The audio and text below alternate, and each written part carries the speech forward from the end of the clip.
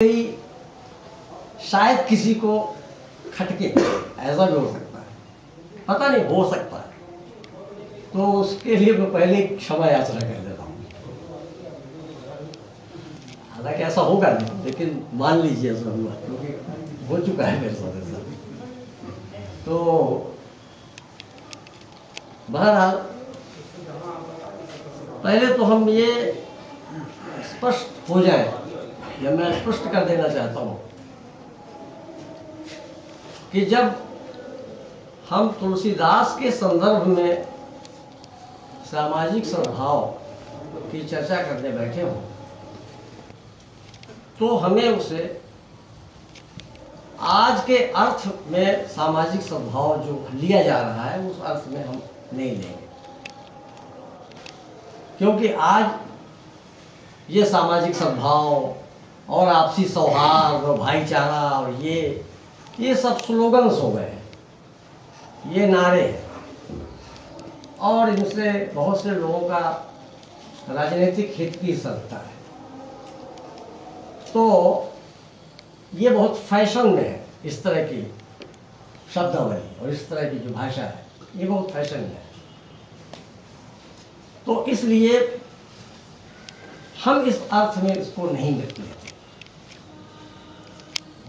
और वैसे भी तुलसीदास तो आज के कवि नहीं है, 500 साल पहले के मध्यकाल के कवि,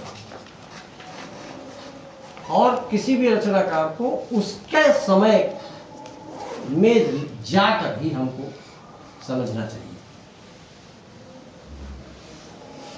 और उसके समय पर में न जाकर हम जब उसको समझने की कोशिश करते हैं तो कई बार गलतफहमियां पैदा होती हैं। और तुलसीदास को लेकर तो बड़ी गलतफहमियां पैदा हुई समाज में, बहुत गलतफहमियां पैदा हुई। इतनी गलतफहमियां पैदा हुई हैं जिसकी कोई सीमा नहीं।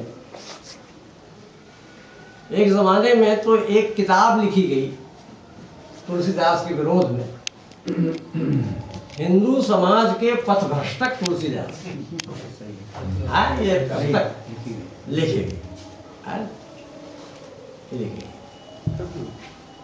कुछ बातें ऐसी हैं जो तुलसीदास के संदर्भ में प्रायः उनका विरोध करने के लिए कही जाती है। कभी उनको, अब चूंकि दलित शब्द चल पड़ा है आजकल, तो कभी उनको दलित विरोधी, कभी उनको स्त्री विरोधी, क्योंकि ये सारी विमर्श आज चल रहे हैं। और दायरा तुलसीदास की पंक्तियां उद्धृत करते हैं लोग। हमें इस बहस में नहीं पड़ना चाहिए।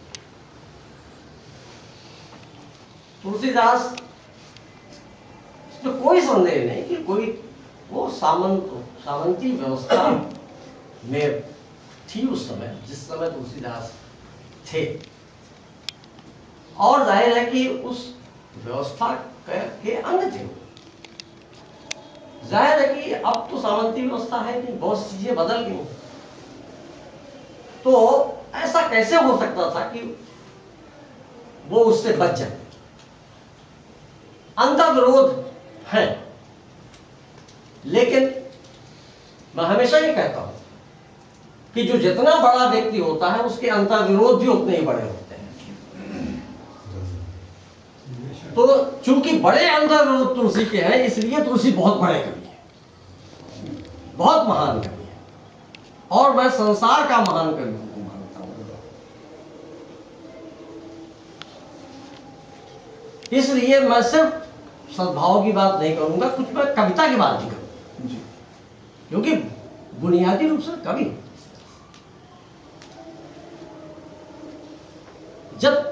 लेकिन शुरुआत हम सद्भाव से करते हैं, क्योंकि विषय यही है। तो दोस्तों, तुलसी के यहां सद्भाव का वह रूप नहीं दिखेगा जिस रूप की कल्पना आज हम करते हैं। आज प्रायः सद्भाव आते ही हिंदू मुस्लिम सद्भाव बिना कहे ये आ जाता है। आपसी सौहार्द, भाईचारा कहते ही वो हिंदू मुसलमान आ जाता है। ये किसके बीच? हिंदू मुसलमान के बीच होना चाहिए था। यानी पूरे देश में क्या हिंदू मुसलमान है सर, और कोई समाज नहीं है। बहुत बड़ा देश है, क्या बात है। बहुत बड़ा देश, अनेक धर्म, अनेक तरह की सामाजिक स्थिति। तो तुलसीदास के यहाँ जो सद्भाव की जब हम चर्चा करते हैं तो ये देखना होगा कि तुलसीदास का दृष्टिकोण क्या था। तुलसीदास व्यक्ति के स्तर पर, समाज के स्तर पर, देश के स्तर पर और समूचे विश्व के स्तर पर वो कभी सोचता है। उसकी नजर से भी छोटी छोटी बातों पर नहीं, छोटी छोटी बातों पर नहीं, बड़ी बातों पर। उस समय की जो बड़ी समस्याएं थी, जो बहुत ही भेदक रेखाएं थी, उन भेदक रेखाओं को मिटाने का प्रयत्न तुलसीदास ने अपने रचनाओं के माध्यम से, अपने काव्य से, विशेषकर रामचरित से किया, वो कोशिश की। अब देखिए वो भेदक रेखाएं जिनकी वो संकेत कर रहा हूं क्या थी। पूरा देश कई स्तर पर विभाजित था। सबसे बड़ा विभाजन तो विचारधारा को लेकर था, और पूरा देश शैव और वैष्णव में बंट गया था। शैव और वैष्णव दोनों एक दूसरे के शत्रु थे। वैष्णव जो थे वो शैव को पसंद नहीं करते थे, और शैव जो है वो वैष्णवों को पसंद नहीं करते थे। वैष्णव उत्तर भारत में थे, शैव दक्षिण भारत में थे। तो अब दूसरा विभाजन आप देखिए कि पूरा देश उत्तर और दक्षिण में बंट गया था। उत्तर भारत और दक्षिण भारत में बंट गया था। ये दो बड़ी भेदक रेखाएं हैं उस समय। हमारे बाबा तुलसीदास ने कोई नारा नहीं देते, कोई स्लोगन नहीं, कविता के माध्यम से जो एक कवि कर सकता है, इन रेखाओं को, इन भेदक रेखाओं को मिटा देने की कितनी खूबसूरत कोशिश है।